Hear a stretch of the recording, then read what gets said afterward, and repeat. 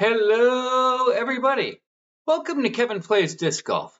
Today we have a playthrough and course review from Chester Disc Golf Course in Chester, Vermont.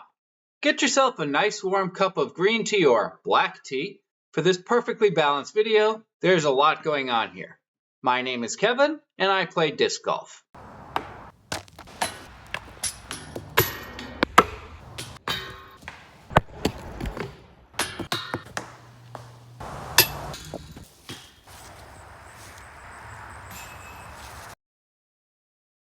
Filming on course for this video was done on April 30th, 2025. The course originally opened in 2016. Primary access to the course is via Vermont State Route 11. If you're heading west from downtown Chester, after about 1/2 mile from the intersection of Route 35, you will take a right onto Lovers Lane Road. Note that it is a small, narrow road.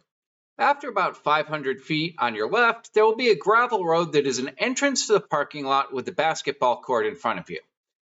If you're headed east on Route 11 from Reedville towards Chester, after you pass the Chester Dental Center, the speed limit drops to 25 miles per hour. Directly across from the speed limit sign on the left is Lovers Lane Road. After about 500 feet on your left, there will be a gravel road that is an entrance to the parking lot with the basketball court in front of you. This is a public park and a multi-use facility. Though the disc golf course is mostly separate from the rest of the activities, there are frequently people walking the trails around the disc golf course. The activity most likely to affect the round is that if the baseball field is in use, I would strongly recommend playing hole 10 from the green tees. The gap between the trees and the baseball field is narrow enough from both the black and alternate tees that an errant throw or wind gust can easily end up on the field.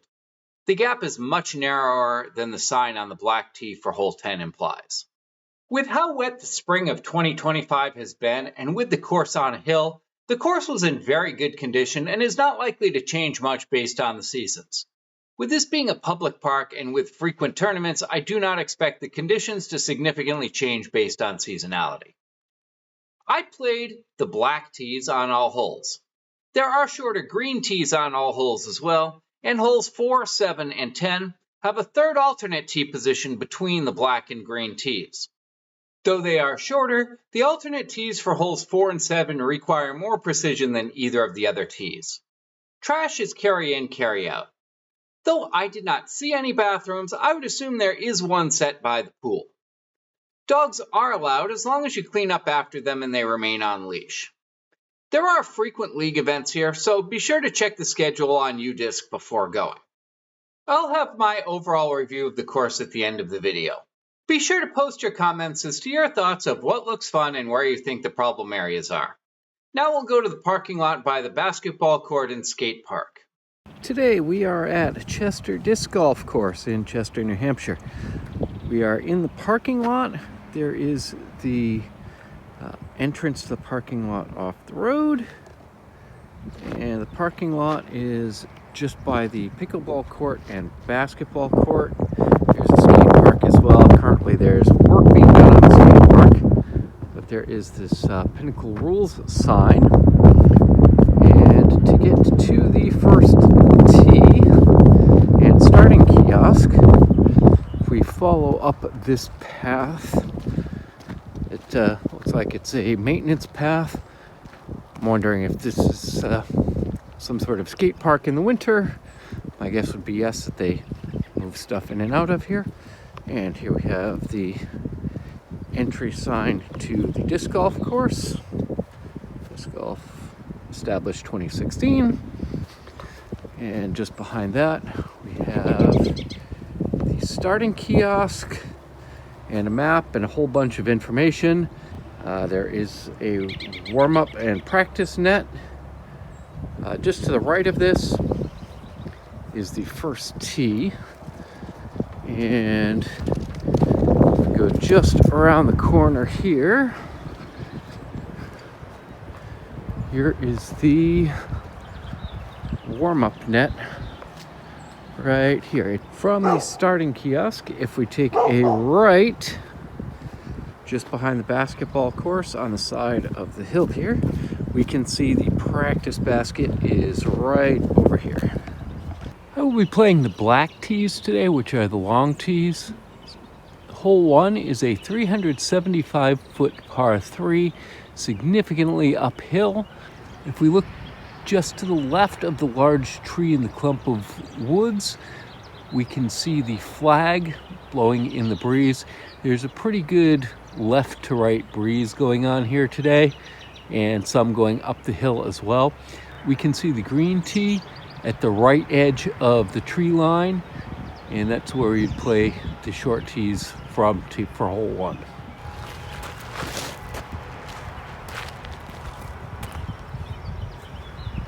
A little bit weak, but it is significantly uphill. It's probably 20-25 feet uphill to the basket. It's probably 15 up to where I landed, and I will have a clear shot at the basket from there.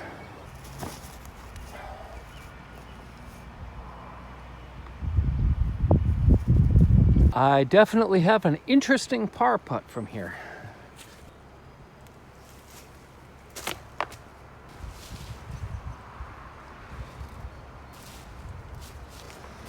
And that was terrible on both attempts. And POV putt for 5.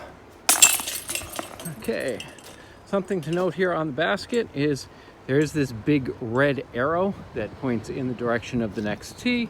I hope they have those on all the holes. This is, I've seen some plastic ones before, but these large wooden ones definitely are more reliable. It looks like it's made out of a block of wood and some loops that you would use on a door latch and some wire, and looks like that's probably going to outlast the basket. So that's a good thing to have here. The baskets do have the hole numbers on them. So to get from the basket of 1 to the tee for 2, if we go up the hill further and continue up here, we can see the bench, and just in front of the bench is the tee for hole 2. I believe all of these tee pads are gravel. They are well marked, and they do all have rakes on them. At least the first 2 holes do, so that's a good start. Hole 2 is a 307-foot par 3 from the black tees, again significantly uphill. There is a mando. There's the second tree on the right that we have to stay left of. The green tee is up on the edge of the woods, sort of in that same direction of the mando, just on the left edge of the mando, and then the basket is up that gap. That's a straight shot from the green tee to the basket. There are a couple other options that we have here. From the black tee, it looks like there's a gap a little bit further left, but this is, again, just kind of a tough little tunnel shot here to see how far up there you can get.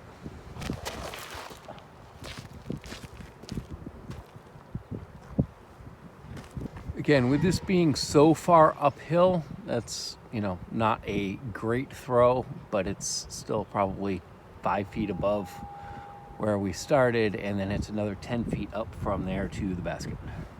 Here we are on the main gap from the basket. We do have a little bit of a wind here, again, kind of going, which is kind of hard to tell. It's swirling a little bit up by the basket. It is very nice that the baskets all have the flags on them to make them easy to see.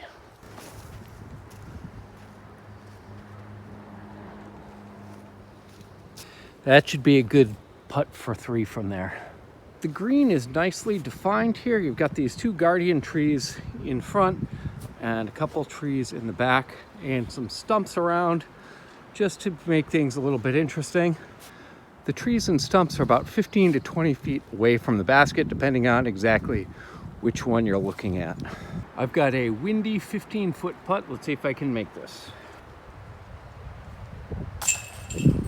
That worked out well. So we are on the left side of the basket from the tee on top of a pile of brush here. But if we turn around, you can see the arrow on the second basket pointing this way. Here we have the green tee for hole 3. And if we continue past a little bit further, we have the black tee for hole 3 with this very beautifully carved out bench here with owls and leaves and branches. See if I can get a better look at this. But this is some, this is some really nice woodwork here. Who says there's good woodwork? Hole 3 is a 225-foot par 3 downhill. The gimmick here is that the basket is on the side of a significant slope. Here we are just to the left of the tee. From the tee itself, you cannot see the basket. The idea here is that we need to play this as a left to right dog leg in order to get close to the basket and hopefully not roll down the hill. Now, if we do hit a tree and kick left, the disc could go for a very long way. So that's the big idea here, is don't kick left. If you need to kick a direction, kick right and you'll have a shot. But if we go left, it's going to be a long way to make par. That's a good chunk of the way right of the basket, which I will take over being way down the hill on the left. Here on the left side, we can see how far it goes down. It does go down a very, very long way and has the potential to just keep on rolling if the disc gets up on edge and starts rolling to the left. So there are some logs, so the logs do make a good barrier here if you get sort of a kick as we get closer to the basket, but you can still end up a long way down there. And now here we're actually below the basket, and we can look up and see the basket here. I'm somewhere, I think, about basket high, but above. I ended up much closer than I thought. I've got a very makeable 15-foot putt for birdie. The one downside about being above the basket is this is a bit of a death putt, but this is well within my range, so I should have no issues from this distance. And there we go. With our back to the tee, to get from the basket of 3 to the tee for 4, we can see the large arrow pointing to the right.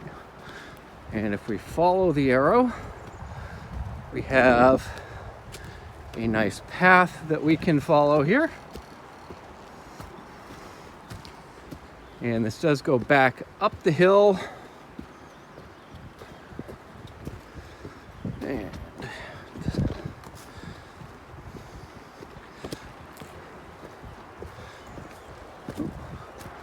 And right at the top of this hill, here we have the alternate tee for hole 4. So this is an alternate for hole 4. Here's a little map of the alternate for hole 4.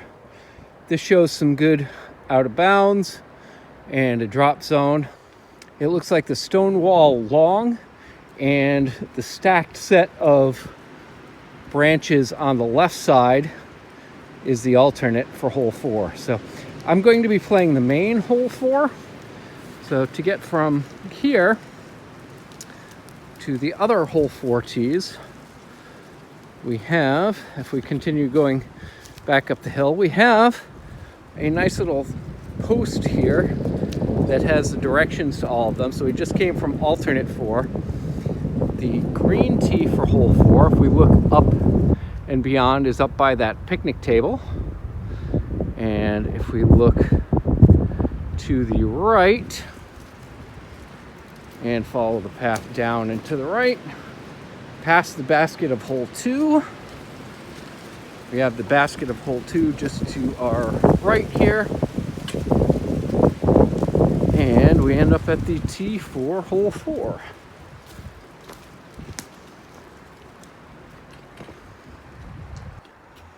Hole 4 is a 315-foot par 3 downhill. It does look like there are 2 gaps, one to the left and one to the right of the large tree directly smack dab in the middle of the fairway. But the path to the left is much cleaner once you get over the crest of the hill. The basket itself is on the sort of middle to left section of that large tree. That's where we want to end up. So with me playing right hand, forehand, this plays into my strength as long as I can get it over the crest of the hill and moving left to right and miss all the trees. I should be able to have a clean second shot to get to the hole from there.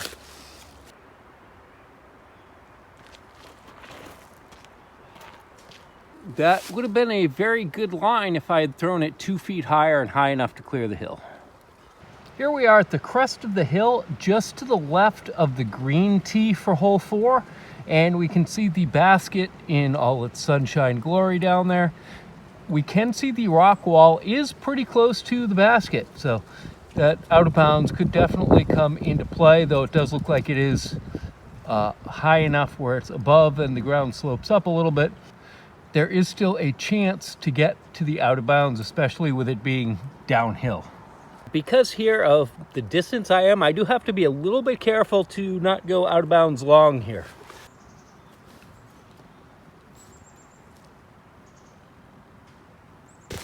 That's going to be a long par putt. There is rope on top of the rock wall to mark the out of bounds. And well, I have a long circle 1 putt, but potentially makeable from there. So see if I can save my par.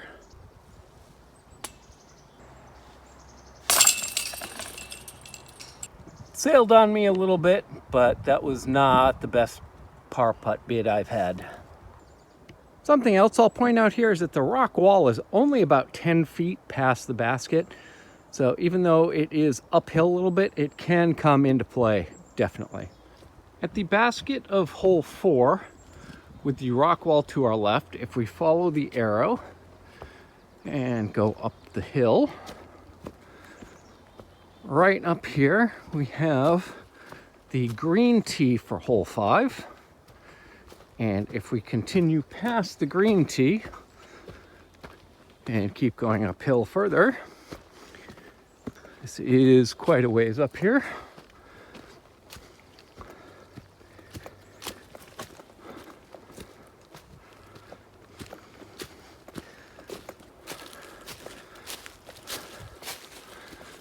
And at the top of the hill, we have, I guess not the top of the hill, but a good chunk of the way up the hill, we have the black tee for hole 5. Hole 5 is a 258-foot par 3 downhill, more or less straight away. We do have a couple of trees that we need to avoid. Here we are just to the right of the tee box. We have a little bit better view of the basket from here. It says there's a trail through the woods on the tee sign. However, I think that can be kind of ignored. It's more if you're playing with somebody that's on the green tees and playing the green tees, it gets you a little bit more out of harm's way and may send you up if you end up going left or kicking left.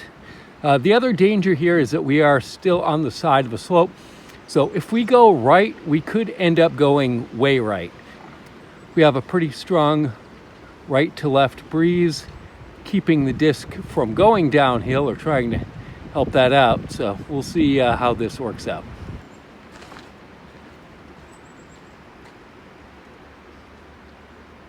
And that definitely did not keep me from going a long ways down the hill. I'm at about the same distance as the basket, but I have a long shot coming straight uphill for my second shot. I'm not sure how I ended up exactly where I did behind a tree. I must have bounced off something or had a weird skip or something going on. I am about 50 feet from the basket, and this tee pad that is here right by us, this is the tee pad for the black tees for hole 6. So we know where that is now. Something to note for the hole 5 is that it is very possible to get here. So if you have a throw that goes way right and there are people around, you may want to be aware of that. Now, I have not seen anybody out here playing disc golf today. I haven't seen anybody aside from the people who are working on the skate park today, so I'm not too worried about hitting anybody, but just something to be aware of if you're playing this in the future is that there are a couple of holes that it is possible to reach tees from with a particularly errant shot. POV for 3. All right, and so we're walking up the hill, get our disc out of the basket. We can see we have the arrow there. Turn around, walk right back down the hill. And here we have the black tee for hole 6. Hole 6 is a 360-foot par 3, dead straight ahead. We cannot see the basket from the tee, but that's only because we have this hill in the way. At the crest of the hill, we can see the basket. It is just to the right and behind that large pine tree that's sort of dominating the fairway off in the distance. If we go just to the right of that pine tree, we're going to be in good shape for the direction we want to go.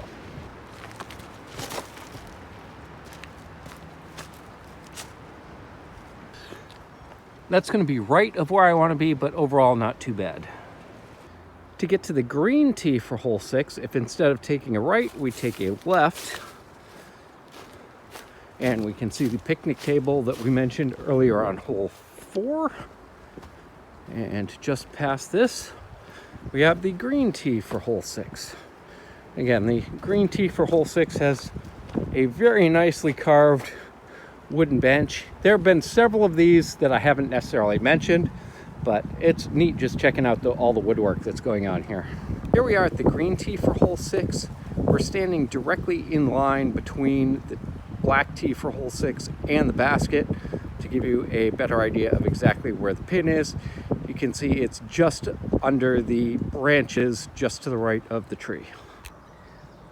We're also not too far from the hole 4 tee, so though I didn't make it down to the tee this time, if you go further right than I did, it is possible to hit the tee of 4 from the basket of 6. So again, be aware from those around you.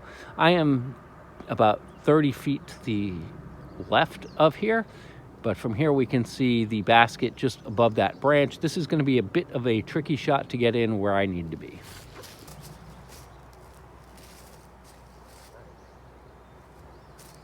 That looks like a long putt for par, but it is a putt for par.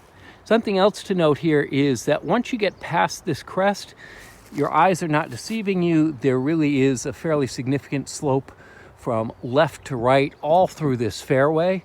And once you get to the tree, it drops down towards the back even further than it was before. So I didn't see the shot after it crested the hill, but it's not out of the realm of possibility that the disc caught an edge and rolled 300 feet down the hill. I don't think it did. The grass is long enough where I don't think it would go that far, but that is a possibility here. There are wood chips on about a 20-foot radius away from the basket, likely to help reduce the rollaway possibility here. So I'm on the edge of that. I ended up a little bit short. This is definitely a death putt. If I miss this, it could go a long way down the hill. The basket is also not very high off the ground. It's maybe 2.5 or 3 feet to the bottom of the basket. So this is one that if I miss, especially with the wind right now, it could go a very long way past the basket.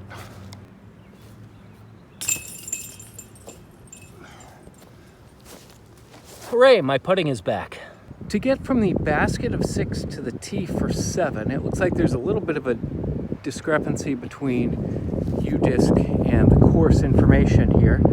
But going by the course information from the basket, if we turn to our right and look across the road, we have the green tee for hole 7. Or if we follow the road downhill, just past the little kiosk there, on the other side of that bench is the alternate tee for hole 7. And the alternate tee here is in between the distance of the green and the black tees. And if we keep following the road downhill, just on the other side of this picnic bench, we have the black tee for hole 7. And as I'm playing the black tees, we'll be playing from all the way down here. Hole Hole 7 is a 280-foot par 3, significantly uphill. There's probably 20 to 25 feet of elevation gain, maybe more between here and the basket. We can see the basket just to the right of the white birch tree off in the distance and way up. Something else to note is that white birch is a mando as well. It looks like the play here is going to be sort of a flex forehand around the trees. I have the right disc for this if this hole was 100 feet shorter or significantly less uphill. So we'll see how this works out.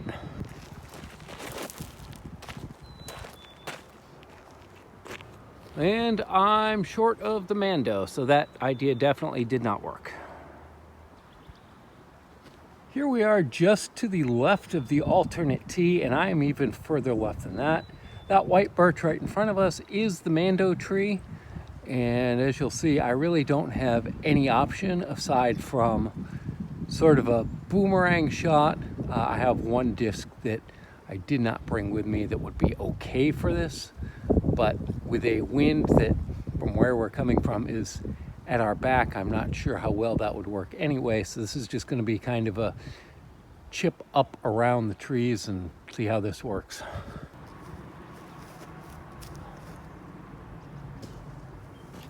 Well, that didn't really go around the trees, but I can at least see the basket from where I am and past the mando. There is a drop zone for the missed mando.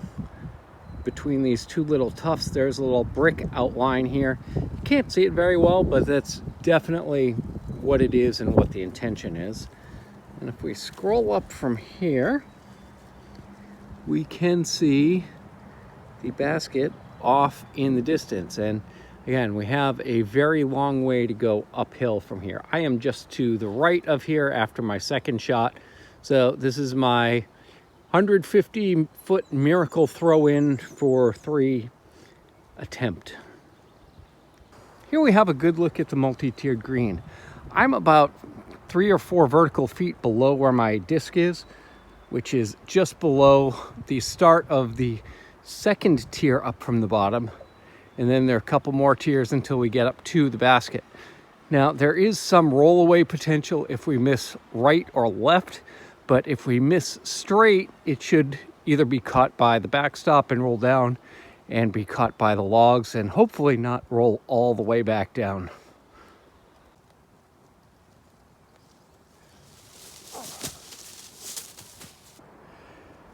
With a little bit better look at the green of 7, if we look down the hill and look at the way these logs are set up, they are all set up to catch discs that attempt to roll away. So hopefully you'll only go down to the bottom of the tier and not jump any of these to go to the next level below.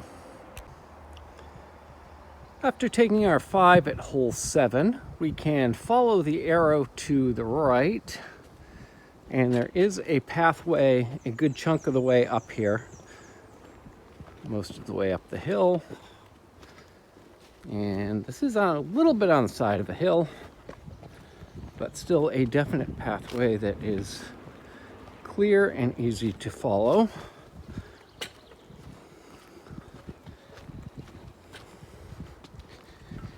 And now we start to go downhill a bit. And at the end of this path is the tee for hole 8. This is the black tee for hole 8.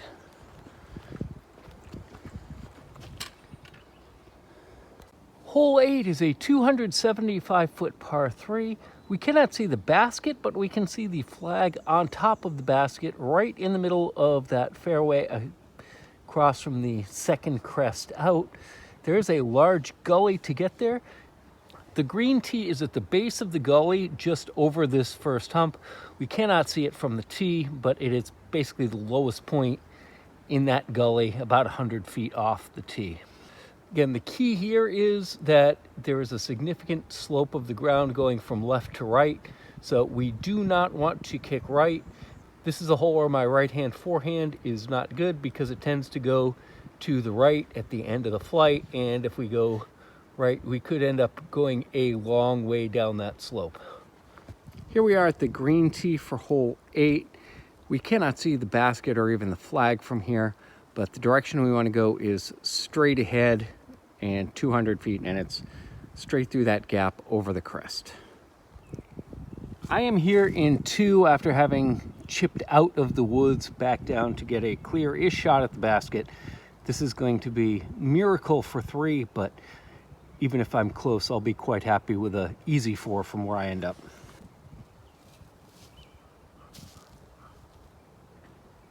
That was a pretty good bid. A little conservative because I didn't want to go long, but the disc is basically underneath the basket. Here we are at the top of the second crest, looking back at the 2 tees. It gives you an idea of how far above the black tee is compared to the green tee. If we swing around, if we look down here, we can see that the trees, there are trees that are stumps that are designed to keep from rolling away too far, and there are boards around the area of the green to keep it from rolling away. Now, another thing to note here is that the top of the flag is probably 8 feet off the top of the basket. So the height of this flag is significantly higher than all the other flags so far on the course. With the green, we still have the significant right to left slope, but we do have all of the boards and the wood set up to minimize the rollaway effect. POV drop in for 4. There we go. All right, and to get to the next basket, if we follow the arrow, we go down the hill.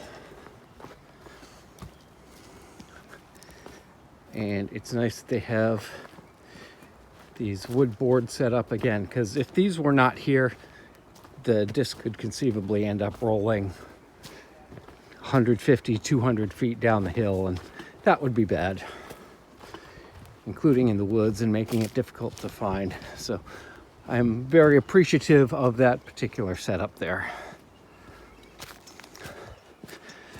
And here we have another small but well-defined path. We do want to be a little bit careful because we are just off the fairway for hole 8 and sort of walking back up that direction if we know we have people behind us. And then we end up taking a 90-degree left-hand turn. And right in front of us, we have the black tee for hole 9. And then to get to the green tee for hole 9, we can follow that path around, and you'll see the path curves to the left just after you crest the hill, and through the trees we can see the green tee for hole 9 from here as well. Hole 9 is a 268-foot par 3, dogleg left. You cannot see the basket from the tee, but the idea is that if you can make it to sort of that crater area through the trees on the right up to the top of the second gap, and then take about a 45-degree angle and go back about 60 or 70 feet from there, it does open up. The basket is on the side of the ski slope, though in a bit of a flat area, so it's not going to be a rollaway, but it's out in the open. But that's the path to get out there. There's not really a good path to get out there to begin with, but as long as you can get up onto that sort of second tier off in the distance, then you'll at least be able to see the basket on your second shot.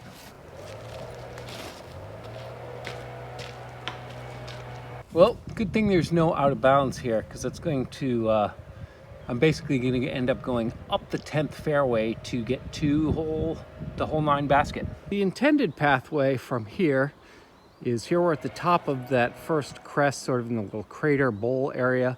We can see both the green tees and the black tees from here. And if we turn around, we can see we have this bowl. And just beyond that, we can see the basket opens up in the distance. So this is ideally where you would want to be, somewhere up here on top of the hill for your second shot, and have a look at the basket from here. I ended up with a 5 on hole 9. My tee shot that went in the woods, it took me 2 shots to get out. My 4th shot, I hit the sign on top of the basket, so I had to drop in for 5. We'll take the 5 and move on. Now to get from the basket of 9 to the tee for 10, we follow the arrows and just go just past this to the left. Right here, we have the long tee for hole 10. Hole 10 is a 646-foot par 4, dogleg left. The baseball field is out of bounds. We cannot see the basket from the tee because it is around the corner into the woods. We'll show you where the alternate tee and green tee are. We can see the alternate tee from the tee pad of the black tees. We cannot see the green tee. If there's a baseball game going on and it's windy, you may want to play from the alternate tee just to not interrupt the baseball game. Today there's nobody here, so it's not a big deal. However, it is quite windy. I'm going into a pretty stiff headwind, so even though it's downhill, I'm not sure how far I'll actually be able to get off the tee from here. Hello. Hello. Here. Good doggy.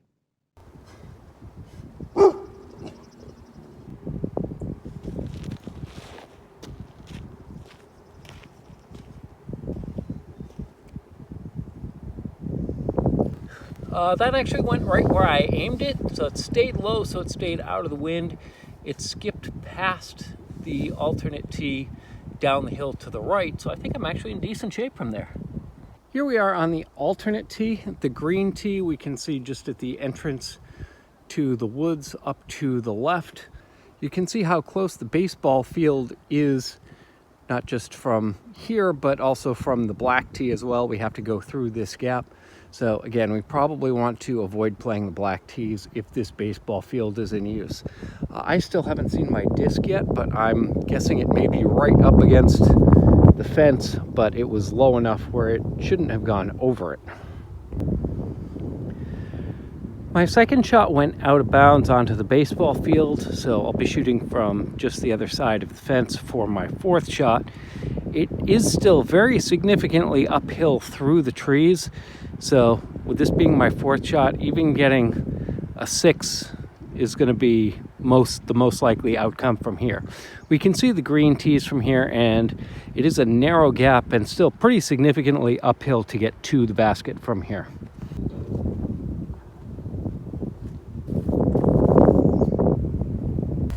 That's about as good as I could do with the fence for the baseball field there. Here we are at the green tee for hole 10. I'm about 5 feet off to the right of the tee pad. So that's what I've got for my 5th shot. Again, I'm hoping that I can just get somewhere up there and be close. It's going to be tough from there. I've got a just outside circle 1 putt for my 6 here, so that's 35 feet. Let's see if I can make a putt to save 6.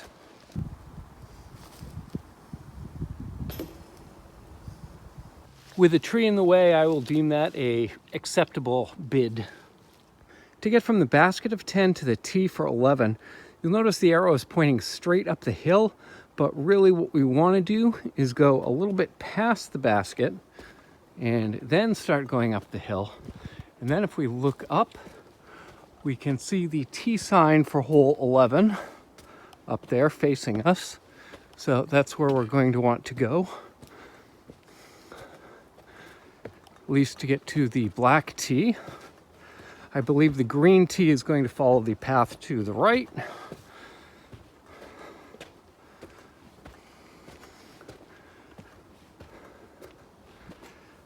And right up here, we have the black tee for hole 11. Hole 11 is a 241-foot par 3, dogleg left, significantly uphill. We cannot see the basket from the tee, however, it is more or less in line with the left edge of the tree, but again, significantly uphill to get there. So you're going to want to play a right to left shot if you can. We can see the green tee sign from here, straight off to the right. We see a line of trees sort of between that narrow V trees. If we follow that line to the right, we can see the green tee from there. That gives a straighter shot going up the hill than the black tee does. So again, at 241, this is not long. However, it is very steeply uphill and difficult to get around the corner. Also, your eyes are not deceiving you. The ground does slope away very steeply from left to right again. Further up the fairway, there are logs that will prevent it from rolling all the way down the hill on the right. But the further right you go, the more uphill and the longer your second shot is going to be.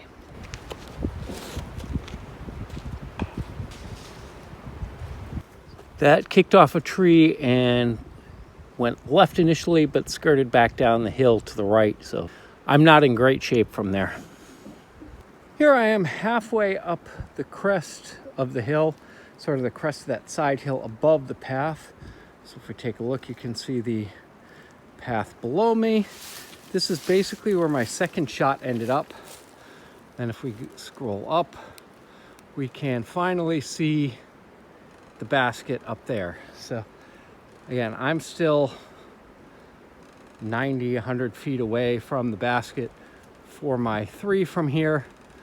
Again, I'm just looking to try and get something up there that's so that I can have a good shot at 4. If I get a 4 here from this point, I'll be happy.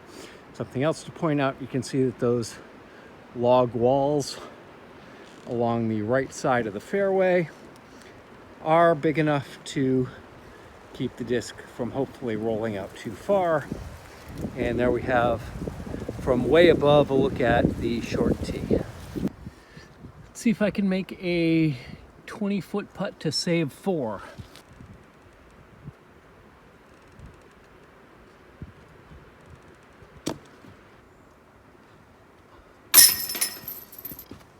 Well, I will take my 5 and move on. While we're at the basket of 11, something else I will point out here is that since we cannot see the tee from here, there is a bell on the bottom of the basket that we can ring to let people behind us know that we are done. And then to get from the basket of 11 to the tee for 12 on to Birdieville, I had one of those oh so long ago today. If we continue up this path, up the path a little further, looks like there's quite a bit of uphill here. We have some switchbacks and more switchbacks. This is a long way up this hill. And finally, we are at the top. It's probably, I would say it's a solid 75 feet vertical gain from the basket of 11 to the tee for hole 12. Hole 12 is a 262-foot par 3, dogleg right, significantly uphill. The further up the hill you can get, the better off you are, and the further right you want to go. If you can make it up to that ridge at the top of the hill across the gully that we can see, that's ideal. I think that given how far uphill it is and how steep the hill drops off from left to right, it's more important to make it across and up than necessarily cut off as much distance as you can around the corner. One thing we do not want to do here is go right. So if we bounce off a tree and go right or end up way right, the gully, we could end up another 30, 40, 50 vertical feet below where the tee pad is for hole 12. If you remember that hike we just had coming up from the basket of 11 to the hole for 12, well, we can go down just as far if we get a bad roll going right. So we really don't want to be off that way.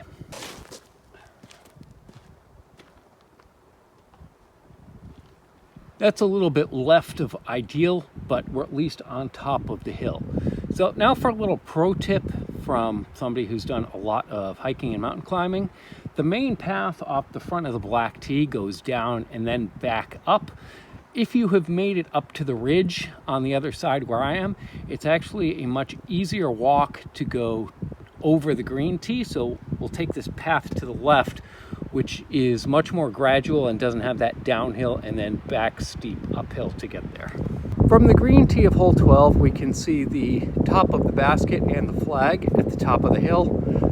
Again, it looks like it's pretty significantly uphill from here. From the Green T, it's 145 feet. From where you want to be off the Black Tees, you need to get about another 50 feet and further right to have a putt for birdie. Here we are at the green of hole 12. Again, the places you don't want to be right, you don't want to be long. If you miss, you want to miss short and left. Otherwise, the right and long has a possibility of going way down the hill. So I've got about 100 feet from where I am, so we'll see how I do with the camera on top of the basket.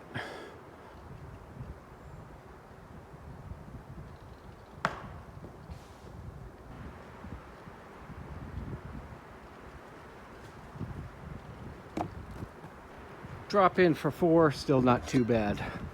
Again, this hole is one that is so far uphill and there's so much danger here that if you end up with a 4 like I did, that's a whole lot better than the possibility of ending up with double digits if you end up going down the hill right.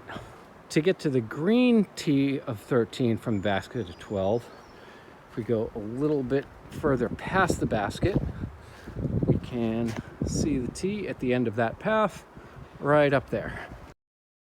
To get to the Black Tee of hole 14 from here, you can take a left at this sign pointing towards the Black Tee, and it is just in front of you.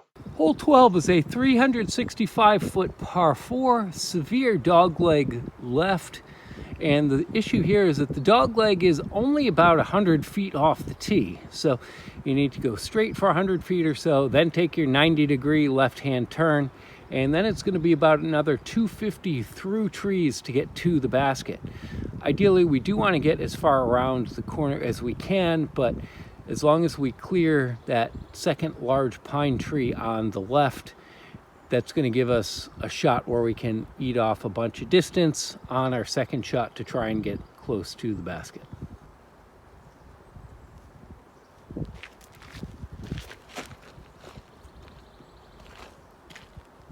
That's pretty good. I'm in the middle of the fairway. We can also see the Green Tee from here, which we'll have some footage from shortly. Here we are at the right edge of the Green Tee for hole 13. From here, if we look between those two large trees that are in the middle of the fairway and keep following that gap back, we can see the basket lit up in the sunshine from here. The wind is switching directions, but you may occasionally see the flag on top of the basket. So from here, it is 277 feet from the Green Tee. Ideally, from the Black Tee, we want to end up in the middle of this fairway, maybe even a little bit further on the right side. Looks like there's a bigger gap to the right than the left, and kind of as far down there as we can get. I'm about 50 feet off the front of the Green Tee from here, so that means I've got about 225 to the basket. I am right in the middle of the fairway, 20 feet to the left of here.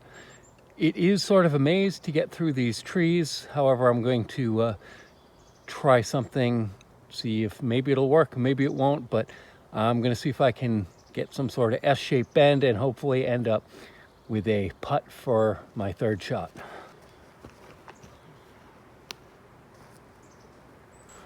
It didn't go back to the right as I would have liked. I did throw it a little bit low. It is deceptively uphill from here. It's not that much uphill, but 5 feet is enough to make that height difference there. But I should be able to get a par from there. So you're saying there's a chance. This is about 55, 60 feet, but again, it's there's no danger around the green aside from running into trees, but there's no trees within 20 feet of the basket. I've got a clear-ish shot, so maybe if the wind stops or dies down a little bit, we'll have a shot at it.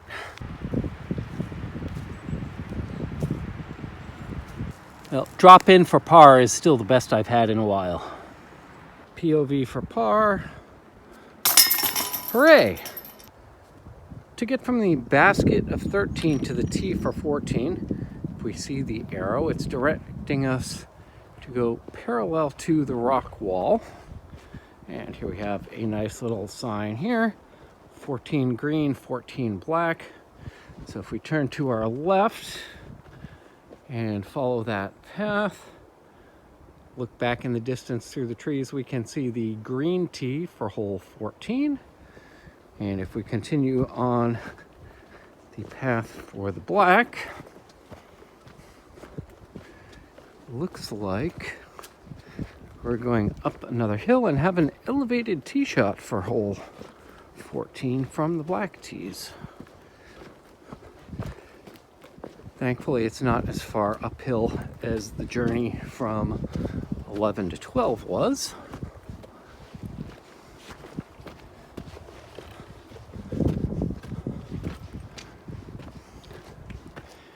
And right at the top, with the cell tower in the background, we have the tee for hole 14. Hole 14 is a 376-foot par 4. It's a double dogleg to the right, though it's not really shown by the signs. It's kind of two right-hand doglegs, not very strong for either of them. But there is a chance to get to the basket if you can make it down and at least sort of around the first corner of the first one. The basket is way off to the right. We do have this mando tree here, and I'm guessing the reason why the mando is here is because potentially you could go right off the tee and go spike hyzer up over the trees and over the enclosed area for the tower and try to get to the basket that way, get there in one, and they don't want you doing that. So ideally here, if we can make it down the hill to the right some, if we can go right of where the green tee is, which we can see from up here, or even if we go further distance-wise and get further right a little bit, that's going to make our second shot easier to get around the corner and have a shot at the basket. I do have a left to right wind here helping me today, so playing right hand forehand, that this could potentially go a long way right if I get a good gust at the right time.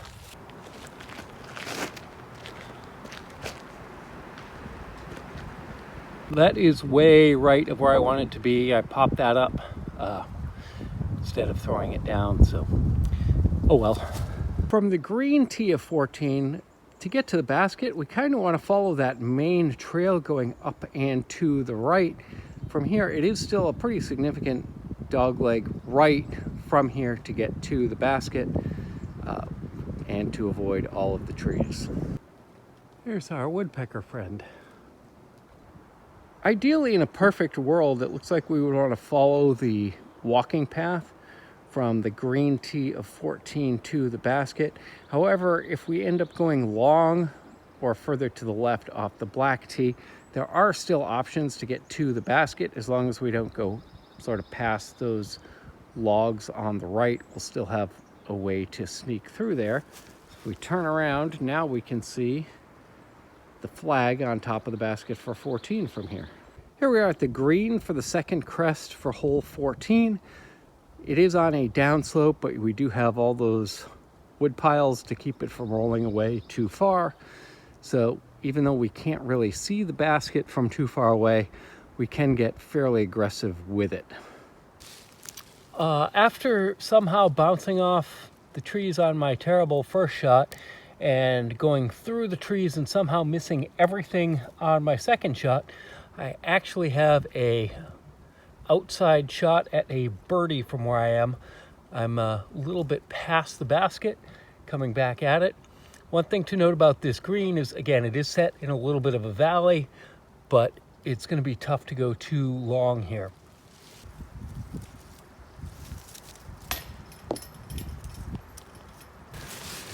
Well, that was neat. Must have been close. I actually could not see the basket from behind the tree I was at, so I heard the thunk and saw it land right, or came around the corner and saw the disc right under the basket, so I will take that drop in for 4. After hitting the flagpole on 14, which is a new one for me, I had to look at the video to check to see what I actually hit there.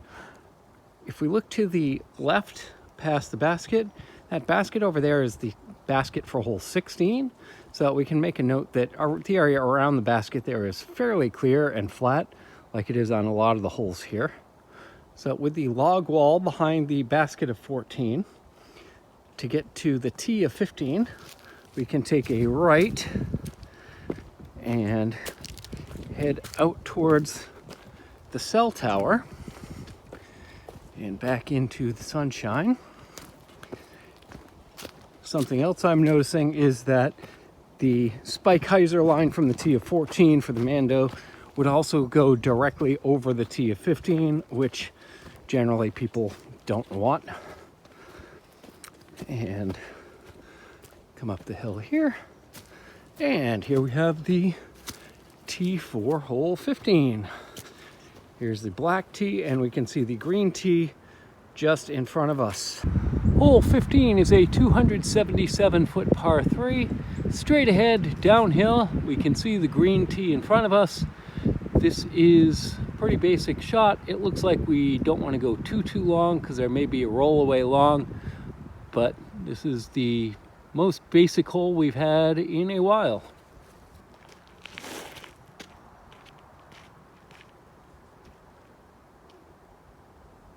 Short, but should still be an easy par from there. Here's my long birdie putt attempt.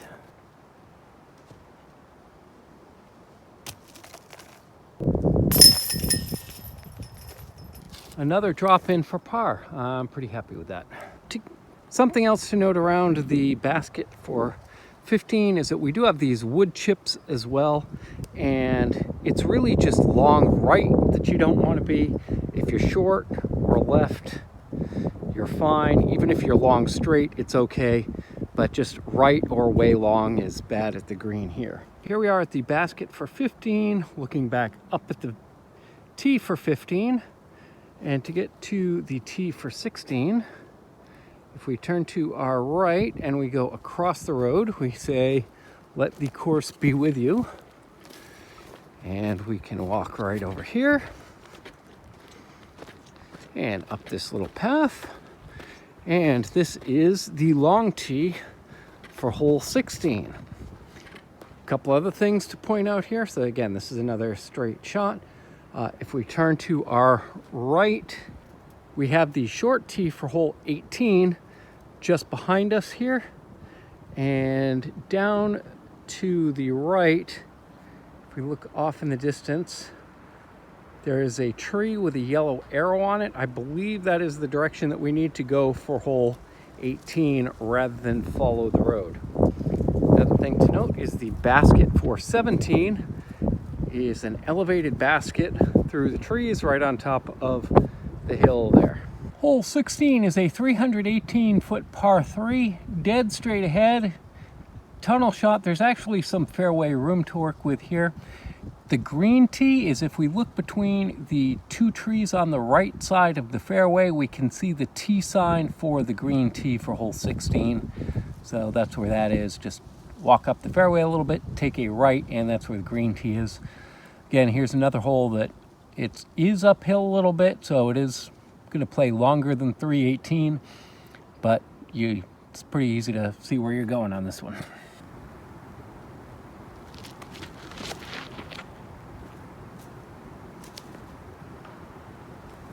Not great, but still a par possibility from there. Here I'm on the right edge of the fairway. I'm actually ahead and to the right of here a little bit. I do have a gap to get around this tree. It's going to require a little creativity to get to the basket, but I do have a gap to get most of the way up there. So we'll see how this works out.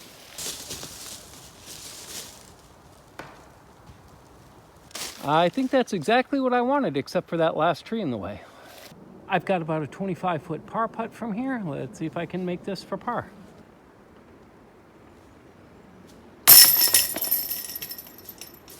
Hooray, another par. Looking back at the tee for 16, to get to the tee for 17, we take a left, follow the arrow, and if we come right over here, we have a left to go to the black tee or a right to go to the green tee. And I can see the green tee from here, sort of off through the woods. I'm not sure we can see it from there. Maybe we can see the sign, but we basically follow that path that goes around to the left and it will spit you right out at the green tee. Or if we continue backwards towards the black tee, we can move over here a little bit. Yeah. And we are back at the green tee for hole 12, just to our right. And just in front of us is the black tee for hole 17. Hole 17 is a 379-foot par 4. It's a double dogleg, kind of a reverse question mark shape, where we have a little bit of a bend to the left at the first part, and then we have a hard bend to the right just at the end. We see that big cluster of trees straight off in the distance. The idea behind the hole is that we go left of that and then back to the basket. The basket itself is dead straight ahead in this picture. Depending on exactly which way the wind is blowing, or if you move a couple feet to the left or the right, we may be able to see it through the trees, but it is directly through that small tree in the fairway gap on the left side gap. So that's kind of where you want to go for. That's the aiming point. And maybe you can get a shot through the woods on the second shot. I'm not really sure, but the one danger here is we do not want to go left. If we go too far left, we get a gradual slope down that gets steeper and steeper and steeper the further down we go. So the further right we are, the safer we are. However, it's a harder second shot and harder to get to the pin. One other thing to note about the pin is it is on top of a mound. So no matter where you're putting from, it's a bit of a death putt where you're going to roll to 20 feet away from the basket unless you have a very soft approach shot to get near the basket. Well, I think I hit every tree on that shot. Here we are at the green tee. It's 255 feet from here. I'm a little bit ahead and to the left of here. From here, it gives a more obvious idea of they want you to go straight and then take a hard right just before you get to that log wall. Where I am, I sort of have a little bit more of a look, but it's going to be very difficult to get within birdie putt range.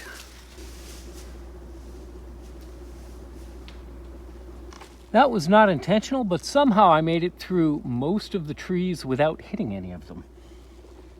So I may actually have a birdie putt depending on how thick the brush is. It'll probably be circle 2 if I'm there, but it's better than I had been expecting. A good thing to note on this fairway is that, like on many other places at this course, when you have this big gully that gets up close to the basket, that's going to be in the primary landing zone for most people. There are these log walls that are high enough that it should prevent your disc from rolling too far down the hill. So you're not going to have to go chasing it 200-300 feet down the hill, which it could potentially do if those were not there. On the other hand, I managed to finagle my way most of the way through here on my second shot. So again, I'm 50 or 60 feet out. I do not have a clear shot at the basket, but I have a good option of laying up and just having a drop in or an easy par putt.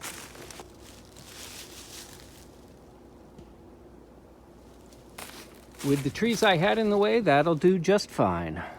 Here we are about 50 feet away from the basket, and you can see that the basket is perched on top of that dirt mound that's probably 7 or 8 feet tall. And this is the right angle that we're looking at. So if we're looking back at the short tee from here, if we pan to our right, we can see that's a good 90-degree angle to get up there. So if you can get up to this corner, you're doing quite well. And here we have my par putt. Again, this is pretty steeply uphill.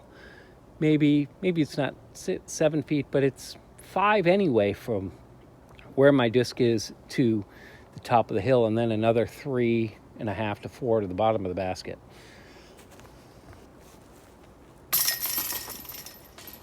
And there we go for another par. From the basket of 17 to get to the green tee for 18, we can just take a quick walk around to the right, go out into the open field, and we can see the tee sign for hole 18 green tee just over there.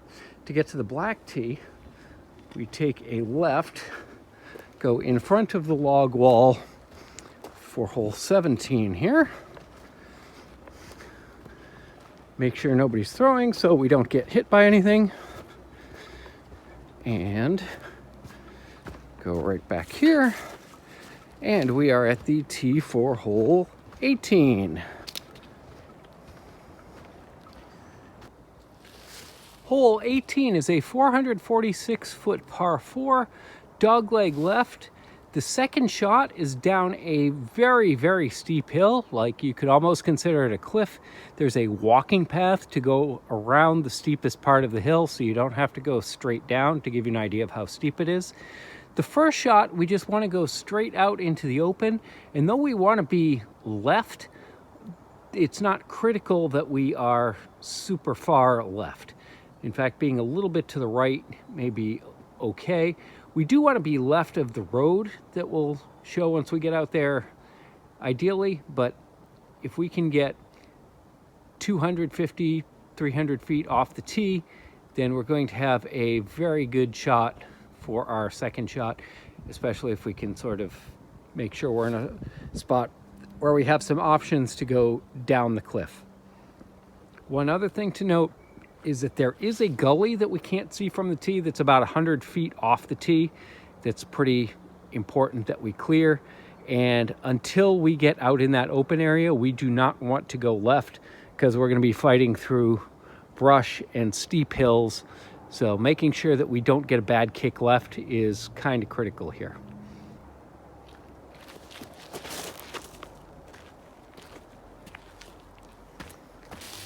That's going to be a little right of ideally where I'd like to be, but safe and just fine. Here we are on the green tees. I am just ahead and to the right of here. We want to make sure that we are left of the yellow arrow, and pretty much anywhere in that gap is where we want to go down. If I had a spotter here, I would probably launch this and go for the green from where I am. But without being able to clearly see exactly where it is, I'm probably going to play fairly conservatively, and I'm just going to try and get up through the tree line a little bit, maybe 100 to 150 feet up there, and have placement so I can have a good run at the green with my third shot. Ideally, I would rather like to be in the right gap than the left gap, but because I'm on the crest of the hill, we'll be able to see where I'm going from there. From right next to the yellow arrow, the hole goes straight downhill, and we can see the log walls lining the back of the green. We can also see the orange flag on top of the basket from here.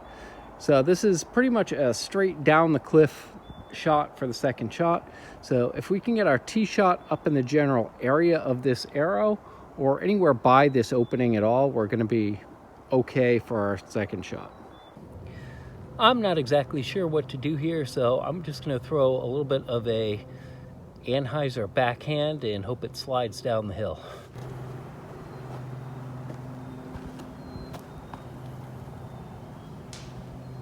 That is way right of where I want to be. That's the bad news. The good news is it should be on the walking trail to get around the steepest part of the downhill slope here. So this secondary landing zone up here is ideally what I was going for, because from there you can actually see the basket. We can take a little walk down here. Again, I'm not sure I can overstate how steep this is and how far downhill this particular hole is. But if we move over here, this is coming through the right side. We can see the basket there. So here there is a path that breaks off to the right that is a little bit of a less steep path for you to go down, because it is, again, very, very steeply downhill here. Again, I don't think anything's going to stick on there itself. So this is just to give you an idea of how going through the right gap will help more. I should be able to get down in that green area with my third shot. I don't know if I'm going to have a par putt. It's going to require some luck to get down there for par. Yep. Even though I went way right, it still slid almost all the way down the hill. It would have kept going further if it had not gotten caught in this clump of brambles here. But even so, here I've got about a 60-foot putt for par, albeit very steeply downhill.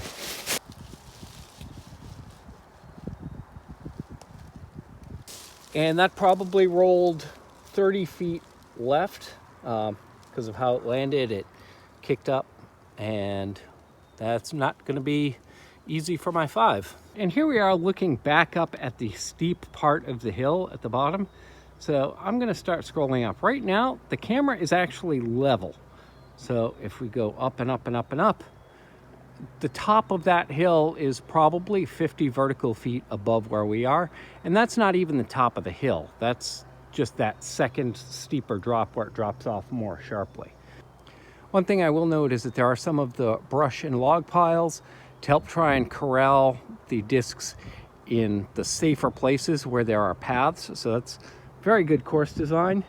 And if we pan over to our right a little bit, past the basket, we can see there's another one down there. I am just in front of that last section of sticks that's there to help keep the discs from rolling away.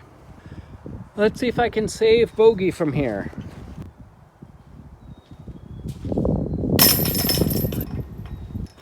That was about 40 feet uphill. They do have the circle 1 markers here. I'm very happy with that way to end the round.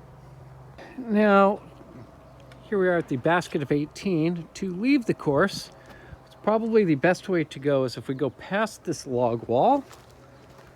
We can see that there is a little road here, and this is the same road that goes all the way down to the parking lot. So if we take a left, we do want to be a little bit careful because I believe we are in the fairway for hole 6 by coming out this way. If we take a left, follow this path down, there we have the basket for 6. And there we have the green tee for 7 and the kiosk just behind it. And the other tees for 7. We can continue to follow this downhill. And we can see the parking lot from here, so we know we're going in the right direction. And take one last enjoyable view of the mountains. Again, it's a little early in the year here, but if you want to take a swim, that's an option. In the pool if it's open. If we want to play another round, we have the start kiosk and hole 1 at the bottom of the path. And it may be a long walk back to the parking lot, but at least it's downhill. And finally, here we are. Though I did not see any active upgrades at the time of filming, the course is well maintained and in very good condition. The thumbnail photo is from the tee of hole 8. This shows a lot of what this course is about. A tight line going uphill and a severe slope that can result in a very long rollaway if the disc takes a bad tree kick or bounce. I also strongly considered the view from the green tee of hole 6 for the thumbnail. My favorite hole is hole 13. I'd say this is a unique short par 4 with a significantly more challenging second shot than a tee shot, but hole 14 also fits that category. I think the line options through the trees are a bit more varied and feasible on 13 than on 14, which is why it gets the slight edge. Honorable mentions also go to holes 4 and 9. There's a lot of good on this course. My least favorite hole is hole 12. This is entirely due to my paranoia that a bad tree kick right, which is likely to come as a result of the most aggressive line to the basket, is likely to result in a trek down a steep slope, an extended search for a disc, not finding that disc, and then hiking back up 200 plus vertical feet to get back to the hole. Though the tee shots on holes 17 and 18 also have this to an extent, the gap is wider on those holes and there is much more lateral room to go to the cliff before the steep drop-off. Unfortunately, I don't have a good solution for this without ruining hole 13 as well. If we're looking at just the layout of the hole and not considering the lost disc aspect, holes 8 and 11 get dishonorable mentions for the steep simultaneous side hill and summitward severe slopes. The first and last holes are critical for introducing the course and leaving the last impression at the end of the round. Hole 1 lets you know you're in for a challenging round. There's a lot of elevation to consider, 375 feet, uphill, dogleg, and a guardian tree for the basket. It also sets the expectation that a par is a very good score on this course. It's not unfair, but it is difficult. Hole 18 ends the round with a bit of a gimmick, where course experience can make a huge difference in knowing exactly where your disc needs to go, and if you don't have that knowledge dialed in, you leave the course wanting to try new things. As I was editing the course footage, I was wondering whether or not a roller down the hill would work, or if it would likely to jump the log wall at the end. If it wasn't for the big walk from the green back up the hill and not being able to see the entire path of the disc due to how steep the drop was, this is a hole that I'd likely play through the second shot a few times just to see what would happen here. The curiosity to end the round definitely makes me want to play this course again, though not necessarily right away. The on-course signage and the arrows on the baskets are excellent, and made navigating between holes confidence-inspiring that you are going the right way. The only issues between holes were going to the wrong tee that was on the correct path to the correct tee. This happened going past the alternate tee on hole 4, the green tee on hole 5, the green and alternate tees on hole 7, and finding the green tee on holes 8 and 10. In all of these cases, though, if you just keep going past the tee you have found in the direction you are going, you'll eventually get to the tee you're looking for. Navigating on course is another story entirely. The flags are a huge help, especially the tall flag on hole 8, but even so, and even with the tee signs, there are wonderings of, is it really that far uphill? Or does it really go that far right or left after the dogleg? This is a course where having elevation from tee to basket would be a big help from the perspective of figuring out where you're supposed to go off the tee, especially for someone playing the course for the first time. Navigating this course is like washing dishes. Most of the time it's pretty easy, but there is the occasional piece of stuck-on food that won't come off and the potential danger of stabbing yourself if you're not careful. This course is not safe for discs. There are numerous holes where there's a possibility of a very long rollaway over a blind crest where you lose sight of the disc. I could see this happening on holes 2, 3, 6, 8, 11, 12, 17, and 18. Holes 8 and 11 I used discs that I felt were less likely to roll down the hills at a trade-off of distance. For 12 I used my preferred disc, however I was not happy at the thought of it being lost forever, though I took a line that was a bit more conservative to make sure I didn't go right too early. This definitely sapped some of the fun factor for these holes. The tee pads are all gravel for the black, green, and alternate tees. Though this is not ideal, and more solid tee pads would be a worthwhile upgrade on several holes, they are at least all consistent and well maintained, which is good. The tee signs are above average, though could use some improvement. I would like to see elevations from tee to baskets on all of the tee signs, and there are a few critical features that are missing, like the drop zones on holes 3 and 7, rock wall OB long on hole 13, and the gully in front of the crest of the hill on the tee of hole 18. I'd also like to give a special ambiance bonus to the beautifully carved wooden benches at the tees of several holes. The brief shots of them that I have in the video don't do justice to the craftsmanship of them. I believe the baskets are all Mach 5 baskets. Though they are not the easiest to see from a distance, The flags on top of all of the baskets eliminates this issue. The baskets are a bit older, but are all fine. My overall course rating is that I would be willing to drive 2 hours to play this course for the first time and 1 hour to play this course again, provided that you bring a couple of discs that you can throw for some distance that you won't be too upset if you lose. There aren't many other courses in the area, and with the exception of Moody Park and Patch Park, I haven't played any of them. I would consider this course equivalent to Moody Park, where the course has better holes, but a higher chance of losing discs. This is a very worthwhile course to check out, as it does have some unique holes that are fun to play, but going with a friend who can spot for you will also help the confidence of throwing where you should without worrying about losing a disc over a ridge. Playing the green tees does open this course up to a wider audience, but even from the green tees, this is not a good course for beginners. This course is targeted towards experienced players that can throw precisely, and though distance helps, placement is more important than outright distance on most holes. Even if there was no wind, I think that I'd only use my max distance disc on holes 1 and 10 and opt for precision over distance. If you're looking for a challenge on a well-maintained course and aren't too afraid of losing discs, Chester Disc Golf is a very solid option. Like, share, and subscribe. Have yourself a nice warm cup of green or black tea, and check out my other video linked here or the playlist of my disc golf courses of Vermont and New Hampshire linked in the description.